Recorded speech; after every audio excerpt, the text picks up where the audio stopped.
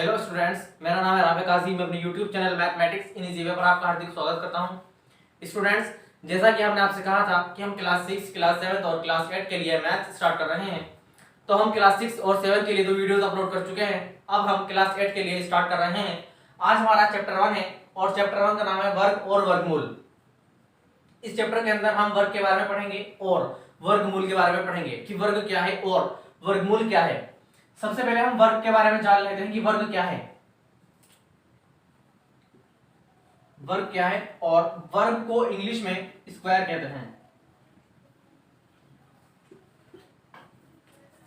आपने सेकंड या third class में ज्योमेट्री में वर्ग की परिभाषा कुछ इस तरह से पढ़ी होगी। ये चतुर्भुज है। क्यों? क्योंकि इसकी 4 भुजाएं हैं, 4 कोण हैं और 4 शीर्ष हैं। अगर हम वर्ग की बात करें, वर्ग क्या है? एक ऐसा चतुर्भुज जिसकी चारों भुजाएं बराबर हों,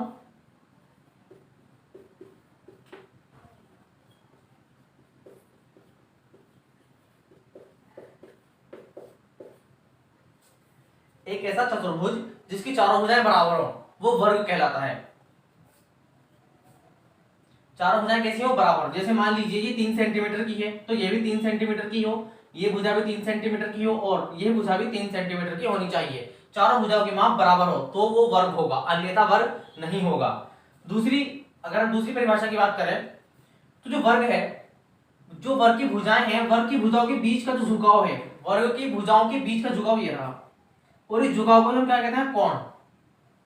क्योंकि कोण क्या है? दो किरणों के बीच का झुकाव। मान लीजिए एक किरण ये रही, एक किरण ये रही, इनके बीच का झुकाव क्या है? यही तो है कोण। तो एक किरण ये रही और एक किरण ये रही, इन दोनों के बीच का जो झुकाव है वो कोण है। और ये जो कोण है बराबर होने चाहिए चारों। ये 4 कोण है इसके अंदर, चारों कोणों की माप बराबर होनी चाहिए। और कितनी होनी चाहिए? 90, यानी कि 90 डिग्री।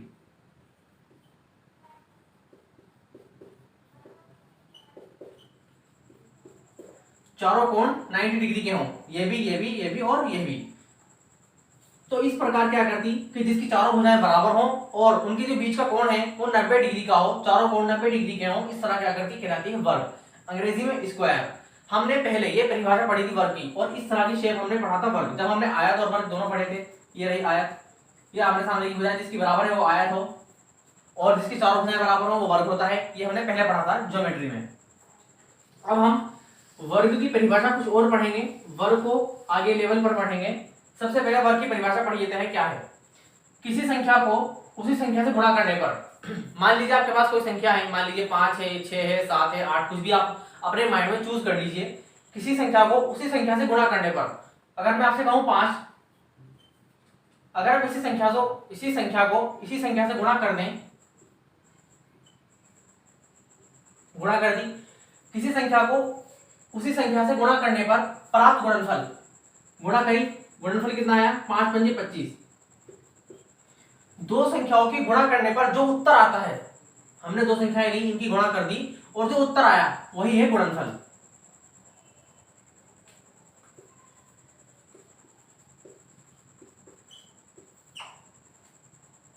ये हमारा गुणनफल है। जब हम दो नंबर की गुणा करते हैं, मान लीजिए मैं 10 और 10 ले लूं, कितना आया? 100। तो ये क्या है? गुणनफल है 100।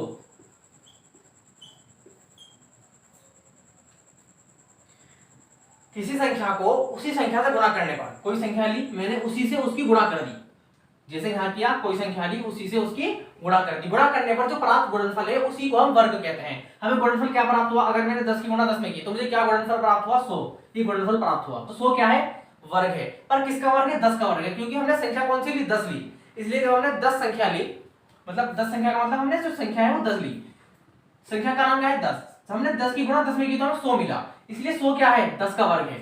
इसी प्रकार से जब हम 5 लेते हैं और 5 की गुणा 5 में करते हैं तो हमें 25 मिलता है, और 25 गुणनफल प्राप्त हुआ, तो 25 क्या है? वर्ग है। लेकिन किसका वर्ग है? 25 5 का वर्ग है। ये 5 का वर्ग है और ये 100 10 का वर्ग है। 25 5 का वर्ग हो गया और 100 10 का वर्ग हो गया। मैं इसी तरह से और आगे लेके चलूं, 11 का वर्ग क्या होगा? मैं आपसे कहूं 11 का वर्ग निकालिए, अगर मैं आपसे कहूं 11 का वर्ग निकालिए तो इसके लिए क्या करना पड़ेगा? 11 की गुणा 11 में करनी पड़ेगी। जब हम 11 की गुणा 11 में करेंगे तो हमें उत्तर क्या मिलेगा 121। तो हम कह सकते हैं कि 11 का वर्ग क्या है 121 है। इसी तरह से हम कह सकते हैं कि 10 का वर्ग क्या है 100 है। हम कह सकते हैं कि 5 का वर्ग क्या है 25 है। आप और भी उदाहरण ले सकते हैं। मैं कहूं 6 का वर्ग निकालिए, मैंने लिख दिया 6 का वर्ग क्या होगा 6 का वर्ग, 6 का वर्ग। तो हमें क्या करना है 6 की गुणा 6 में करते हैं, कर दी आप 6 से 36, 36 मिला। तो हम कह सकते हैं कि जो 6 का वर्ग है वो कौन है 36 है। अगर मैं कहूं 7 का वर्ग बताइए क्या होगा, तो 7 की गुणा 7 में कर देंगे 7 7 49। मैं कहूं 8 का वर्ग क्या होगा, तो हम 8 की गुणा 8 में कर देंगे 8 8 64। मैं आपसे कहूं 9 का वर्ग क्या होगा, तो हम 9 की गुणा 9 में कर देंगे 9 9 81। मैं कहूं 10 का वर्ग क्या होगा, तो 10 की गुणा 10 में कर देंगे, वर्ग आ गया 100। 100 का वर्ग है 10 का वर्ग क्या है 100। मैं कहूं 5 का वर्ग 25 ये रहा। तो वर्ग समझ लिया, वर्ग क्या है। देखिए वर्ग को लिखने का एक तरीका और है शॉर्ट तरीका। अगर कहीं 5 गुणा 5 लिखा हुआ है तो हम इसको इस प्रकार में लिख सकते हैं 5, सबसे पहले हम लिखेंगे 5, और अगर 5 की गुणा 5 में किया है कि 2 बार 5 लिखा है उनकी गुणा की है तो हम लिख सकते हैं 5 की घात 2। ये आपने 7th क्लास में पढ़ा होगा घातांक वाला चैप्टर में की घात। अब इसका मतलब समझ लीजिए क्या है 5 की घात 2 का क्या मतलब है। ऐसा नहीं कि हमने 5 की गुणा 2 में करनी है, 5 दूनी 10, फिर तो 10 बन जाएगा 5 दूनी 10। हालांकि ऐसा नहीं है, 5 की घात 2 का मतलब है 2 यहां है तो 5 को 2 बार लिखो और उनकी गुणा कर दो। ये है 5 की घात 2 का मतलब। 5 की घात 2 है तो 5 मैंने 2 बार 5 लिखा और उनकी गुणा कर दी, 5 पंजे 25। अब भी वही बात है, चाहे तो 5 गुणा 5 लिख दो आप या 5 की घात 2 लिख दो। इसे कहते हैं आधार। ये भी आप 7th क्लास में पढ़ के आए होंगे। ये आधार है और ये घात।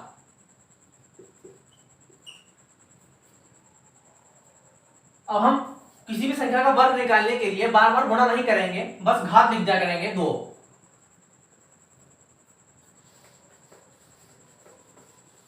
मैंने आपसे कहा 6 की घात 2,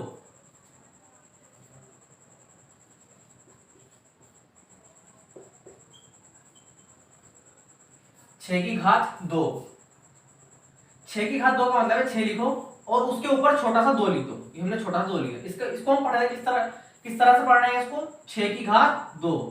इसका मतलब क्या है, ऊपर 2 लिखा हुआ है तो 6 को 2 बार लिखो और उनकी गुणा कर दो, 6 छंग 36।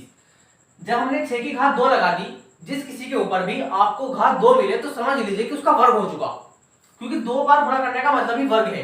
हमने 6 की गुणा 6 में की तो 6 का वर्ग हो गया, या 6 की गुणा 6 में ना करके 6 की घात 2 लिख दो, जब भी वही बात है। तो हम कह सकते हैं कि 6 का वर्ग, हम इसको 6 का वर्ग भी पढ़ सकते हैं। इसको 6 का वर्ग भी पढ़ सकते हैं। क्यों, क्योंकि ये 6 की घात 2 है और 6 की घात 2 का मतलब है 6 गुणा 6। अगर मेरे को 6 का वर्ग कितना है 36, 6 36, तो 6 की घात 2 का मतलब आ गया आपको समझ।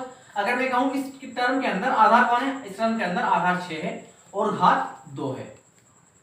अगर कहीं पर मैं लिख दूं 6 की घात 4, इसका क्या मतलब हुआ 6 की घात 4 का मतलब है 6 को 4 बार लिखिए, लिख दिया 4 बार, गुणा कर दीजिए, बस हो गया, इतना काम है। मैं कहूं 6 की घात 5, इसमें मुझे बताइए आधार कौन है। इसमें आधार 6 है, घात 4 है। इसमें बताइए आधार कौन है, आधार इसमें भी 6 है, आप 7 कर दो यहाँ। 7 की घात 5, इसमें आधार कौन है, इसमें जो आधार है वो 7 है और घात है 5। इसको लिखने का तरीका क्या है, 7 को लिखिए 5 बार, लिख दिया 5 बार। अब बस इनके बीच में गुणा लगा देंगे, यानी कि इनकी गुणा कर देंगे। अब हम जो वर्ग पढ़ेंगे, वर्ग को बार बार गुणा ना करके हम याद कर लेंगे वर्ग।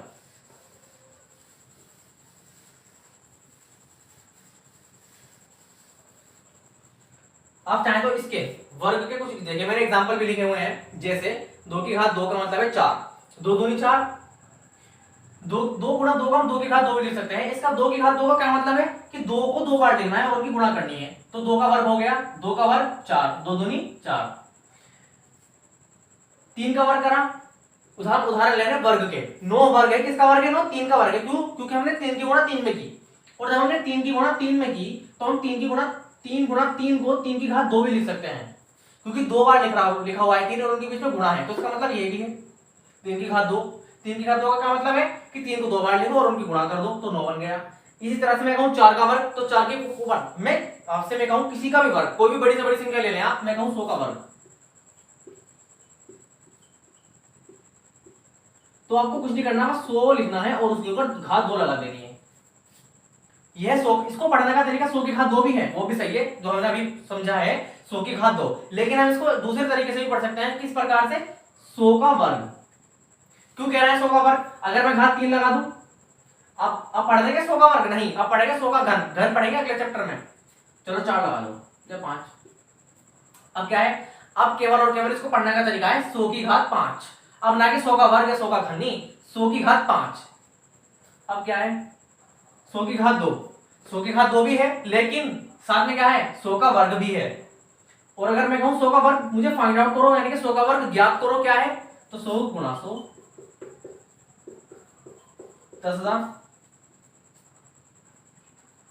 तो वर्ग हमने समझ लिया क्या है। वर्ग निकालने के लिए अब जिस हमें किसी भी संख्या का अगर वर्ग निकालना हो तो उसकी गुणा उसी में कर दो, बस वर्ग निकल जाएगा, खत्म, वर्ग खत्म हो गया। अब देखिए नोट, एक नोट समझिए क्या है, 1 4 9 16 25, ये 5 संख्या लिखी है, 1 2 3 4 5, कौन कौन सी, 1 4 9 16 25 संख्याओं को, यानी कि इन संख्याओं को पूर्ण वर्ग संख्या या वर्ग संख्या कहते हैं। क्यों?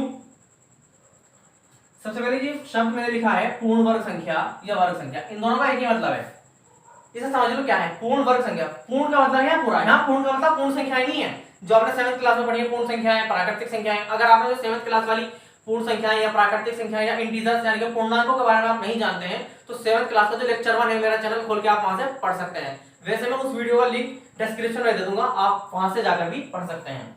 पूर्ण का मतलब यहाँ पूर्ण संख्या नहीं है, यहाँ है पूरा। पूर्ण का मतलब क्या, पूरा। वर्ग का मतलब तो मैंने आपको समझा ही दिया अभी, और संख्या तो संख्या ही है, यानी कि पूरी वर्ग संख्या, ऐसी संख्या जो वर्ग संख्या हो लेकिन पूरी हो। देखिए कैसे, मैं आपसे कहूं 3 का वर्ग तो क्या होगा, 9 होगा, 3 3 9, तो 9 मैं आपसे कहूं 3, केवल और केवल 3, 3 किसका वर्ग है, 3 किसका वर्ग है, 3 किसी का भी वर्ग नहीं है कंप्लीट, मतलब हो किसी ना किसी का वर्ग तो होगा, लेकिन दशमलव में होगा।